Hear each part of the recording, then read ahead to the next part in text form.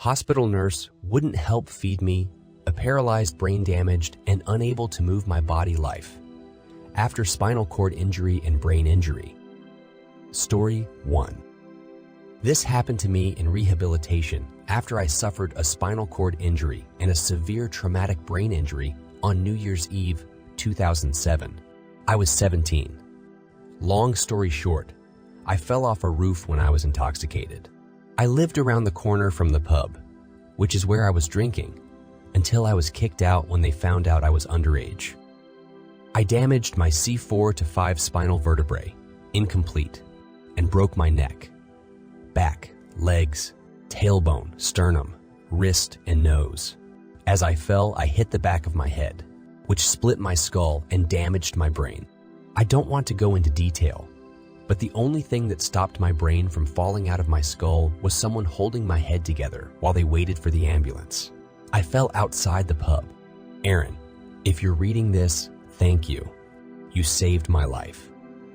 I damaged the right side of the temporal lobe of my brain, which affects memory, reading, and general thought processes. I also damaged my brain's optic nerve, which made the outside half of my right eye partially blind. I also have a lazy eye. My heart stopped beating, damaging my brain further, but I could be revived when the ambulance arrived because I was intoxicated. I was taken to the hospital and was airlifted to another hospital in Sydney to be placed in an induced coma. I suffered a subdural hematoma, bleeding and swelling in the brain, and my skull had to be drilled to relieve the pressure in my brain. My parents were given the option to turn off my life support, saying the best-case scenario, if I were to wake up, would be severely brain damaged and paralyzed from the neck down. My mother said yes, but my dad said no, having faith that I would pull through, and he was right. I have no memory of being in an IC. 5 weeks. The next few months were a blur as I slowly regained the ability to speak, communicate, understand, know my family members' names, read, write, smile. My facial muscles were damaged. Swallow, feed myself, and breathe for myself. I couldn't move my hands, arms, neck, shoulders, or legs for a few months. My dad was with me the whole time and helped me through everything. I was at the ICU hospital for 5 weeks and was then taken to another hospital when I no longer needed the machines keeping me alive. After a month at that hospital, I learned to breathe independently and was taken to a rehabilitation unit nearby. This is where the story starts.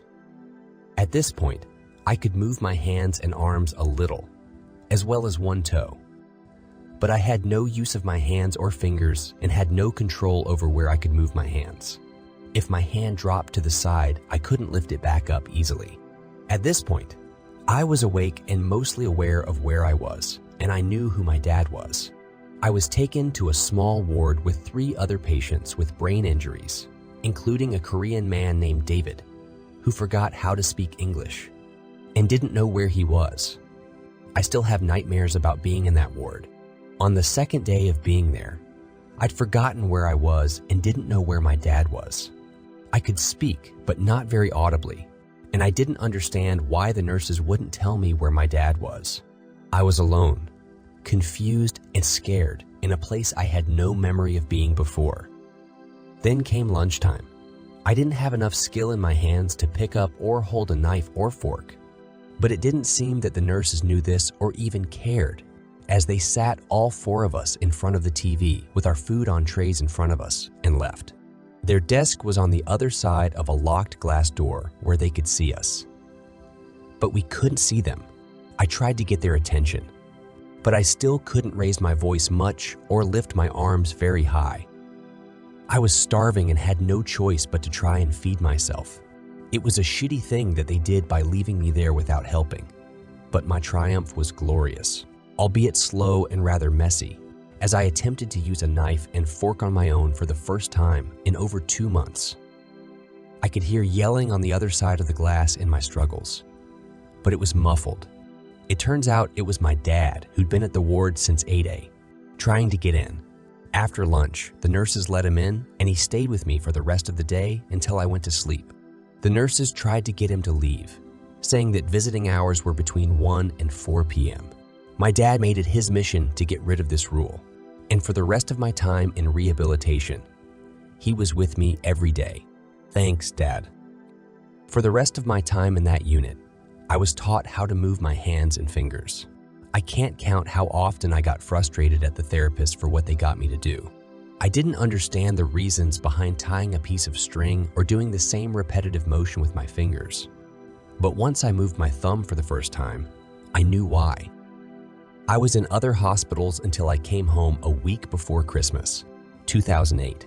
My experience was hard, and it took many years for my brain to recover. I can now fully communicate with people, and most people can't tell I'm brain damaged. I fully use my right hand and partially use my left hand and arm. I have trouble reading and understanding complicated things. Think of watching Game of Thrones on rewind when my brain gets too confused and overworked. My brain just switches off. I've learned different ways of remembering things and learning new things. And although my brain doesn't work the normal way, it works fine for me now. I'm an incomplete quadriplegic, but don't let the word quadriplegic fool you. I can move my upper body and my legs, feet and toes. My left leg not as well. Although I can't walk and never will, I am happy. In 2016, I went tandem skydiving to prove to the doctors and myself that I am capable of anything, if I put my mind to it. The day I was forced to feed myself has ended in me doing much more than I ever thought was possible. I am not disabled. I am able. Story 2. My friend has lived in the basement at work for over 5 years. Is he a genius? I'll try to keep this short, but if people want more details, I'll do my best to oblige. I'd like to start by saying my friend has permitted me to tell this story. I will not go into great detail to not blow up his spot. This story starts 8 years ago when my friend, let's call him Bill, became the property manager for a commercial and retail office building. The building is only a few stories high, but each floor is about 20,000 square feet. The job barely pays Bill a livable wage, so Bill had about $500 monthly in disposable income after all his expenses.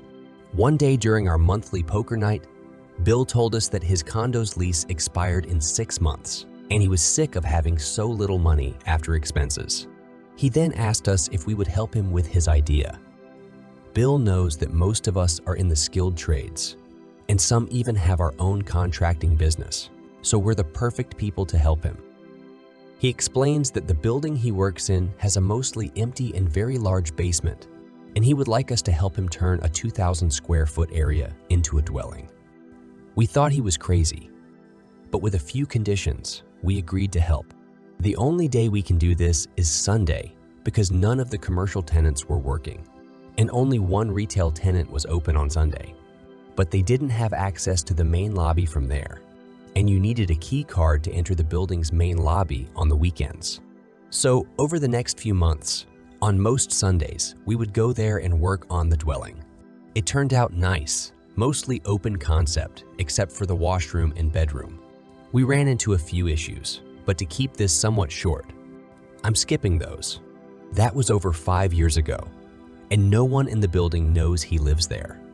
His employer has no clue, and the owner of the building is clueless as well. Story 3. I accidentally made my cat gay, and he thinks I'm his lover. So, my cat, Frankie, recently died of a severe stomach virus. The vet gave me some antibiotic drops to put in his food, but Frankie wouldn't touch it when I did that. So, the vet suggested using a small dropper tube to insert the medicine directly into his anus. The first time was absolute hell. My cat fought me the whole time, but once the tube was in and the medicine was pushed out, he seemed to calm down quite a bit. Well, the next day, he was acting strange. He has always been an independent cat, rarely coming around and never wanting to be held. But as I sat on the couch, he started walking back and forth, meowing and rubbing my leg. He then went and jumped up on the table where we'd done the application the night before, and meowed louder and louder until I decided we would go ahead and do the medicine treatment. This time, he didn't fight me though, and when I inserted the tube, he closed his eyes, stretched his neck, and let out a noise that can only be described as a moan of pure ecstasy. Maybe the medicine made him feel better, I supposed. That night, he slept on my bed, curled right next to me, which he had never done before. For the next week, he'd do the same thing every day, meow on the table until he got his fix. But then the medicine ran out. Even though I had no medicine, he'd still cry and beg for it. I thought maybe if I insert it without medicine, he will realize it doesn't make him feel better anymore and forget about it. Well, that was 2 weeks ago, and he is only getting worse. He walks around me all day with his tail up, presenting his rectum and trying to entice me. He is demanding insertions more and more often. Yesterday, I caught him looking longingly at the turkey baster. He jumps in my lap when I sit, purring and rubbing me affectionately. It was then, in horror, I realized my cat thinks I'm his gay lover and that I've been sexually pleasing him for weeks now.